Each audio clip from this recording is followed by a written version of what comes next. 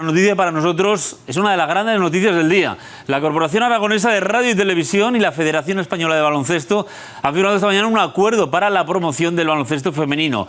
Y a partir de este domingo, por ejemplo, cuando arranca ya la Liga Endesa, vamos a ver los partidos del Casademont femenino a través de Aragón TV a las 12 de la mañana y también de nuestro canal digital Aragón Deporte. Máxima expectación para la firma de un acuerdo de gran relevancia.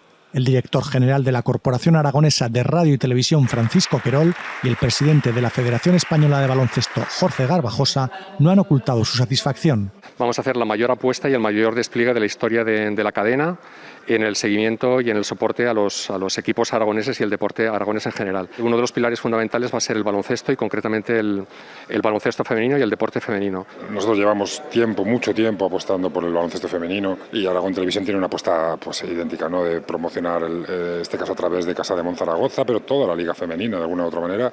Autoridades políticas, representantes de clubes y de la Federación Española y Aragonesa han estado en el acto junto al técnico y 3 jugadoras del Casademont femenino. Todo lo que dé visibilidad a una liga tan competitiva como la Liga Femenina Endesa, que es la mejor de Europa, evidentemente es un espaldarazo importante. Es un acuerdo súper positivo que nos va a dar esa visibilidad que creo que nos merecemos y que vosotros tanto apoyáis y que creo que todos tenemos que estar muy contentos. Este domingo vuelve Zona Básquet a las 11:30 y a las 12 el debut oficial del Casademont en Liga Femenina.